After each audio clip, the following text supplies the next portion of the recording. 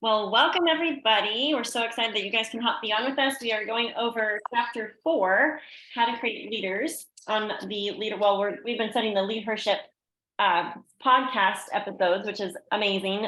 Many of you probably heard Brittany Howard speaking this past weekend, which was amazing. I was actually going back over my notes, but wanted to introduce you all to a new senior gold on our team. Her name is Angela Gaddy. She's my sweet friend. She's been around for a hot minute, but has chosen in the past couple of years to really tap into her business. And she went senior gold. Was it last month? It was last month. Okay, yeah, it was like super exciting. And so she is going to lead this session. I'm going to chime in. We're going to have just some conversation. Carissa, if you want to chime in some thoughts as well as she's talking, feel free to unmute and do that. But I'm really excited because in the next few weeks, we're going to actually be kind of co-hosting these Zooms with up and coming leaders on our team. So Angie, go ahead and take it away, friend. Thank you. Hello, everybody. I'm so glad to be here. And wasn't convention just amazing? I'm just so grateful. We got so poured into. And anyway, so when I ranked to senior gold, I'm just going to explain what I did with my team. So a lot of my team, a real good friend of mine, she told me that she wanted to work the business. And then we had a sip and see. We invited a lot of people, teammates and potentials. And it just was amazing. And then before that, I was on a cruise. And that's when she told me, before I left on my cruise, I was going to be gone for 2 weeks, you guys. And she literally powerhoused and signed up a ton of people. And that's what pushed me over to senior gold. So, and when I got off that cruise, well, that last day of the cruise, I also realized that my PV and my, the points were not where they needed to be. And so I was messaging so many people on the cruise saying, hey, I really need your help. If you could place an order. And then I got 3 orders that night, and that's what pushed me over to senior gold that night. So it was really awesome. But I've been thinking about this all day today. I've had military training. I was a leader in the military, and influence is critical, and relationship building is critical, and words, your actions, giving, serving, is just so important, and relationship building. And over the weekend, I took so many notes, and our mindset is so critical in all that we do. The 4 pillars, what we were talking about, and I wrote those down the other day on the slides: recruiting, retention, duplication, and leadership. Leadership, though, is woven into the other pillars. And that is so true. Recruiting, of course, we share because we care and we love people. The retention, I'm just going to be honest, this month is not the greatest for me because there are some people falling off. And so guess what? I'm going to have to rise up some more leaders, right? And I'm pivoting and not considering that as a failure. Does that make sense? And then the duplication is also essential. And I talked to a new level 1 today, and she wants to host a sip and see. So, and she has like 20 people that she wants to invite because she knows our products work, because she knows my story. And I'm so grateful. So lots of questions in this homework. And I was like, wow, these questions are essential. Like problem solving. I think I told Megan the other night, I had a girl that shut off her subscription, was getting ready to lose her PV or her perks because she shut off her subscription. I messaged her and explained to her, you're going to lose these if you don't keep your subscription going. And she immediately went back in and placed an order. So we need to think in our brain, oh my gosh, they're not quitting, or are they quitting on us? Or do we need to take action to overcome that and make sure that they just didn't accidentally do something? Does that make sense? And I was learning, I learned so much this weekend about personal development, growth mindset. John Maxwell was by far my favorite. And we're always at an uphill climb, you guys. And right up here is, I mean, we have to flip that script no matter what we're doing.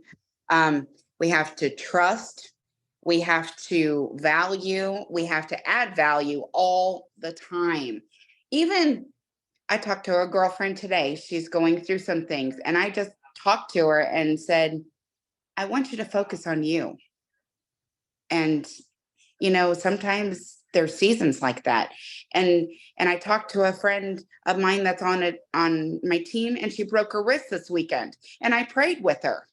There's just so many opportunities to add value or pour into them and just be there. It doesn't always have to be, you know, work related. I mean, yes, work is good too, you know, but sometimes you just got to be there. Can I shout you out really quick for something?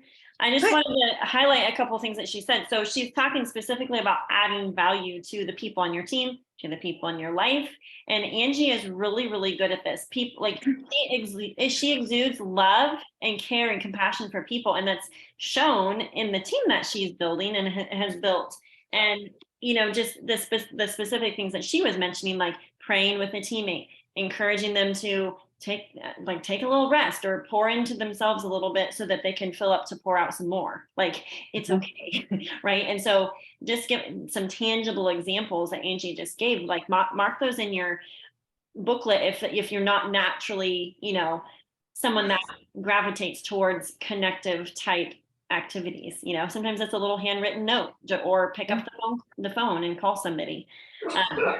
But yeah, so yeah, what she was talking about with the 4 skills that we have to be good at, on the foundation of all of that is mindset. And then the 4 pillars, like she mentioned, were recruitment, duplication, retention, and leadership. So if that is a new concept to you, make sure you guys write that down in your notes, because it's so key. Okay, keep going. Yeah, I had something to chime in too, if that's okay. Yeah, absolutely. Sweet. Okay. So, well, I heard you, Angie, mentioning kind of like the person who shut off their sub, you know, and you reached out. And I wanted to bring out a few of the takeaways I brought from Sarah Ross's talk at convention, where she was talking about that negativity bias. And that was really helpful to me, because she said our brain has this negativity bias. Basically, our brain, I wrote down, our brain loves to magnify problems, blow them up, make everything seem equally urgent. So if you ever feel yourself not knowing where to start, everything feels important, you're likely amplifying something. She also said your brain likes to simplify things by finding shortcuts. So it does this by making things seem binary, like all or nothing. So your brain will go, oh my gosh, the only possibility is she hates me and she hates Plexus. And that's why she turned off her sub, right? But she also said that negativity bias isn't a weakness. It is just being human. And that was helpful for me to hear. And she said, we can overcome the negativity bias, and gave us the acronym STOP, STOP. So stop, talk check, which means examine the lowest hanging fruit, which is the words we are allowing ourselves to think, right? The thoughts that we're dwelling on. Oxygenate, like take a breath, and then have a possibility shift, which is just open your thoughts up to other possibilities that may exist. Your brain is trying to make it binary, trying to make it seem like, okay, the only option here is she hates me, she hates Plexus, and she turned off her sub. Possibility shift, open your mind up to something else that might be true. And what was true with her was she didn't want to lose her perks, and she was ready to place another order. So I love that you highlighted that. Thank you. Yeah. And I you know, all these questions, on the homework are just wow, I just problem solving is critical. Adding value, chemistry. I wrote that in my notes. Oh, also character, longevity, skills are learnable and teachable. Leadership potential, connecting. Oh my goodness, you guys. The reason I have an amazing team and I was gold for so long is because I connect with them on a daily, even hugging, like people at my church, like, going up and just talking to them and giving them love, wherever they're at, um, I wrote this down also. To create a leader, you have to develop them and grow them and connect, listen well, and cast vision. I wrote that down. Their goals, game plan, and action. And then if they want to earn the money, like the girl I talked to today, I showed her the potential of what she could make if she signed 20 people in a month, which is like 2,000 and some dollars. I cast that vision because she doesn't have a job and she really wants the extra income and because she needs it. And then there's also the bad habits. This kind of schooled me. I sometimes do complain, but then I need to let it go. I don't complain all the time, but sometimes I do. Gossiping, I don't do. If you do, break it. The negative attitude. I've struggled with that in the past, but since I've been I did Emily Gibson's coaching. I know what to do now. I know how to take those thoughts captive and squash them because they go under my feet where they belong because the devil is a liar and he likes to try to come in and kill, steal, and destroy. So lack of belief. You guys, that spoke to me at the convention too. My husband, he takes the products. He had lack of belief in this business. Guess what? He was here sitting with me all day running my reports. He ordered our business cards. He has so much belief now in this business model. I'm so excited. You have no idea. I've been praying for this, and he's going to be like my computer, because I'm not good with computers, and I'm sorry, I'm getting choked up. Do not compare yourselves with others. I don't know if you guys know my back history. I started 6 years ago, almost September of 2017. I was on disability. I used that as an excuse. I'm just going to be honest. And I retired in April of this year, and now there's nothing holding me back.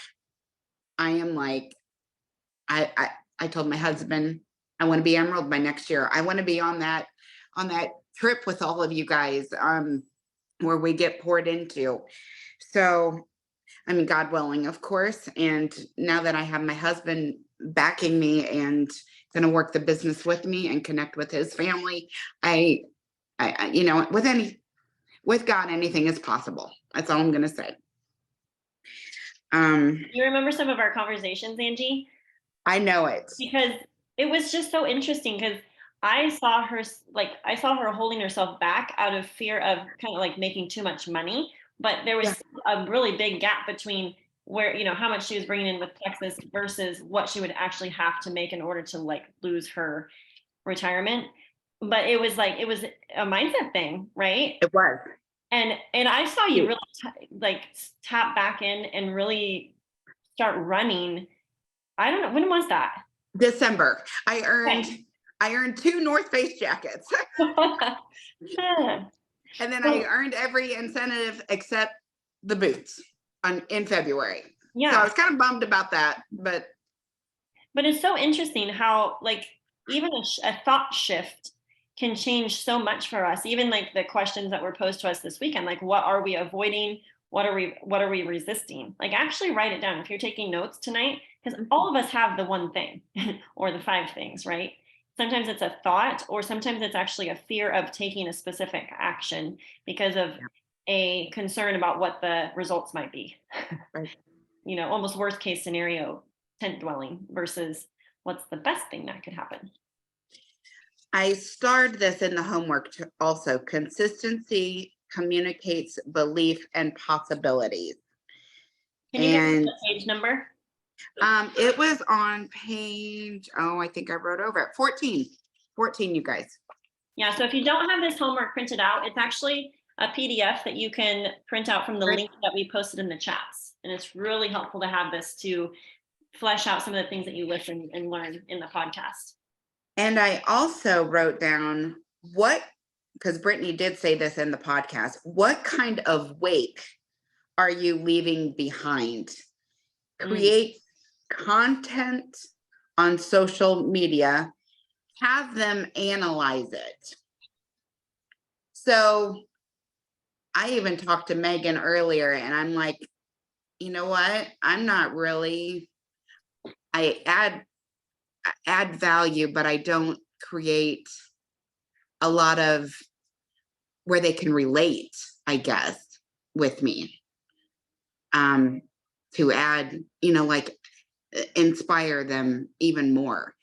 Tonight on my live, I asked if this is interesting to you, would you come grow with me? Think about that. And I gave them something to ponder their thoughts on, you know what I mean?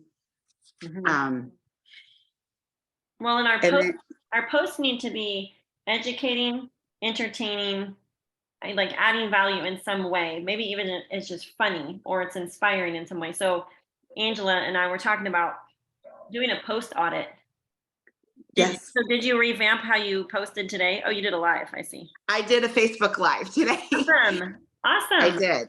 And also, ladies, on that topic, our posts need to, when we talk about relating, our posts need to be relating to people in their pain points.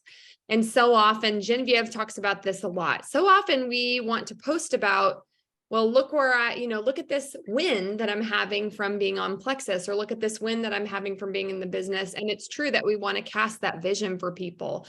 But first, we want to relate with where they're at in the pit, like where they're at in the pain points. And I challenged my team. I'll challenge everybody of this. I challenged my team at convention to not let their head hit the pillow without making a post that is exactly what they needed to hear 5 minutes before they decided, okay, I'm joining Plexus. And I saw so many good posts come from that. Like people thought back to where I was when I was so sick and tired of where I was at and I was ready for change, and what did I need to hear in that moment. So that's my challenge to everybody on the call. Okay. Yes, that's the homework. We'll repeat it at the end so no one forgets. I've been thinking about this too with my team. I do live videos. I need to start doing training calls, and I haven't been doing that with, and I do share in chats or at events. But I need to start having weekly Zooms so I can pour into my team or have them come to my house or whatever the case might be. Behaviors. I was schooled on this one too, talking too much. Sometimes it's good to just listen. Not talking enough or being self-centered. It needs to be others focused always. And I learned, sometimes I feel like, and I don't know if anybody else can relate to this. Sometimes you can be so self-centered and you try to get your people, and I don't know. sometimes I feel like that's being selfish, Mhm. but I know that's in my brain though too. And I adapt and overcome, and I do my reach outs anyway. So Mhm. I'm hearing a That's- consistent theme too, which is awareness. So like on page 15, it's talking about behaviors that subtract yes, and conversations that subtract. Just being aware of how we respond in conversation, but then Mhm. also the awareness of how our posts are coming across, so that making sure Right. that we're relating, that we're speaking to the pain points, and a lot of the emotion side of connecting with people and through our posts and in our stories is a really important piece, because Mhm. that connects to people. And even sharing from our failure or sharing from our pain point will Right. have more attention than woohoo, look at me type posting, you know. Right. Right. And sometimes, like when we do the business post too, I have to think like our paycheck is, helping with house payments, and which is tangible things, which is good. And that way they can see what it's actually helping with, Mhm. instead of just saying, woohoo, look at me. I made this much money. You know what I mean? It's something that you're using it for, or groceries, or yeah, I mean, it's important. So, and I know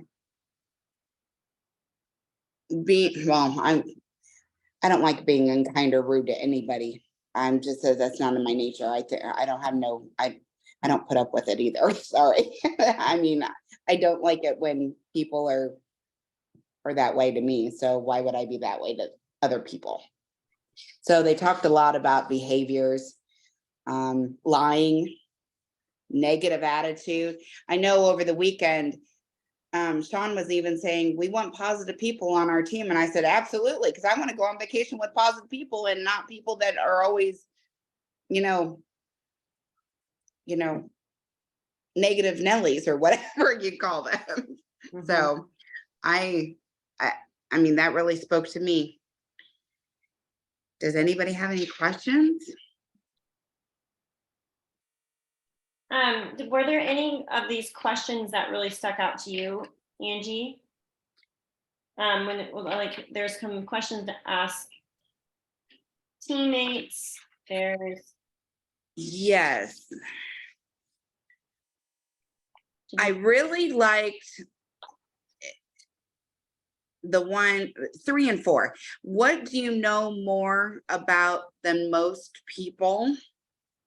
And what do you never get tired of talking about? Those are probably my 2 most favorite questions. And I'm going to start utilizing these to ask my teammates. Mhm. And I've started writing their whys down. Mhm.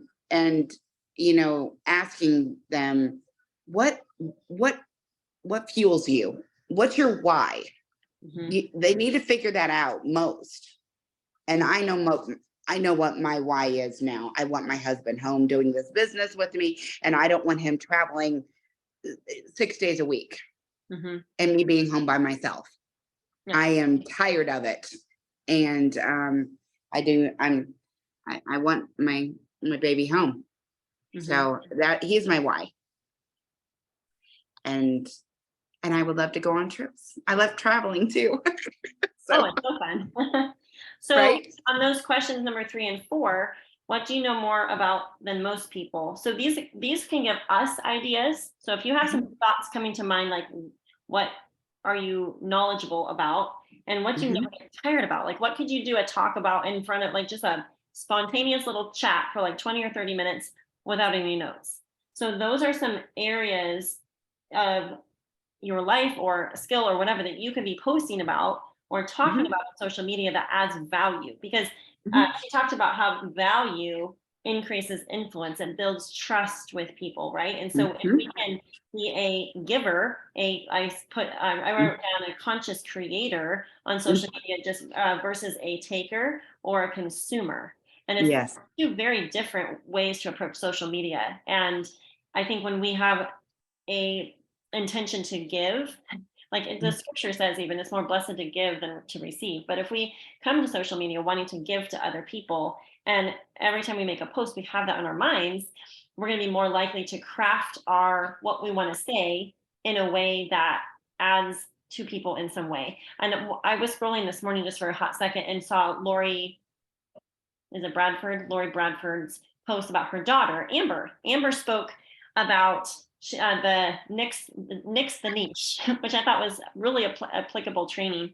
And so Amber is her daughter, and she made this whole post and had some really pretty pictures of Amber. She just had baby number 4, did an excellent job speaking from stage, but she educated in light of motherhood and raising our babies that most likely their most annoying or funny little idiosyncrasies as children will end up being some part of who they become as adults. And so she was just given the example that Amber, when she was like 3, would pretend to be like hosting a talk show, or when she was making food in the kitchen, she'd be like educating on how she's making her recipe. But she goes, and then now she's a teacher. But it was a sweet post, but I was thinking that is a really, really great way that she crafted that in order to not only shout out her daughter, but to do in a way where it wasn't braggy, but it was more like educating moms in light of their like raising their children with the perspective that God's going to use those little strengths in that 3-year-old, which may be annoying at this point because maybe they're a little uncultivated, to bless that person, that adult, in what God has them do in the future. So I just thought it was a really cool way she crafted that post. And another little tip that I actually gave a team member today is everyone make sure you're utilizing the little save feature on Facebook and Instagram, but go one step beyond that. I know this is a possible, if Facebook and Instagram, you can do this.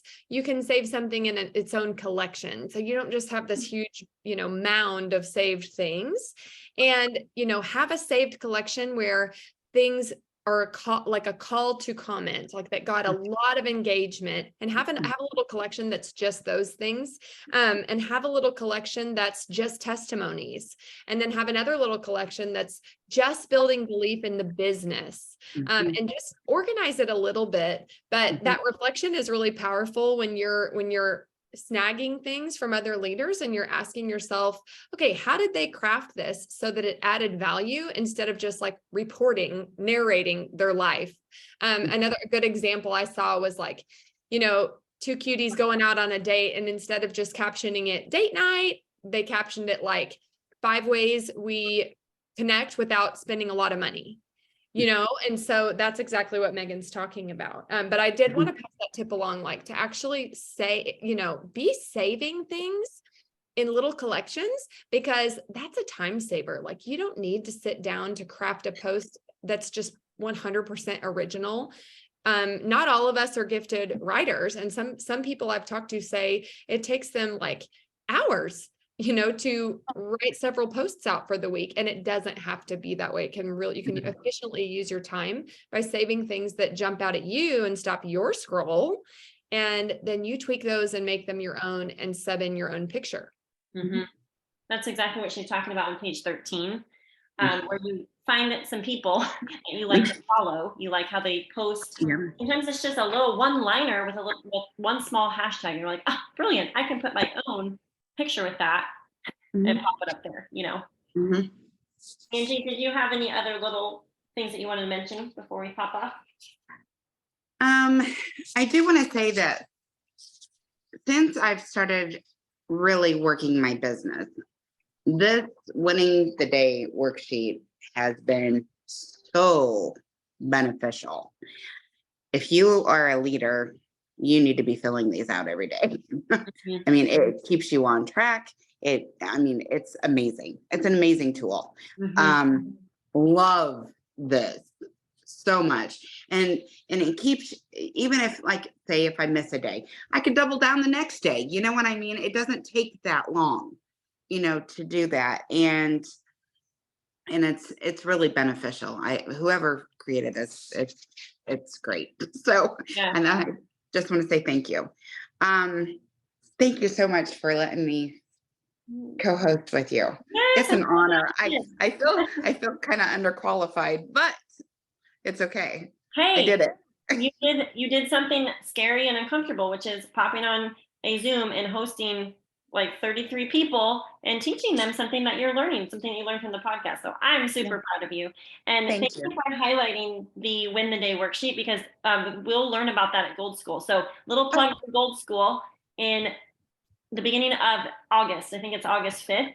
In Minneapolis, Minnesota. So if you're going, we will be there, and we will learn a little bit more about Genevieve's recipe called Win the Day. And we have those little worksheets and the PDFs and there's different versions of the graphic, but please avail yourself of those. We just came off convention, so now it's like boots on the ground. Let's get going with action. Like, we have all the mindset stuff. We know what to do in our heads, but now it's just like we need to do the recipe, which is the Win the Day worksheet. And it's very Action.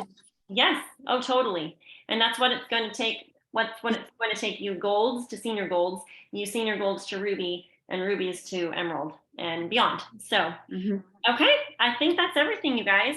Thanks for hopping on with us tonight. We'll get the recording up. And leaders. Yes. Leaders Retreat.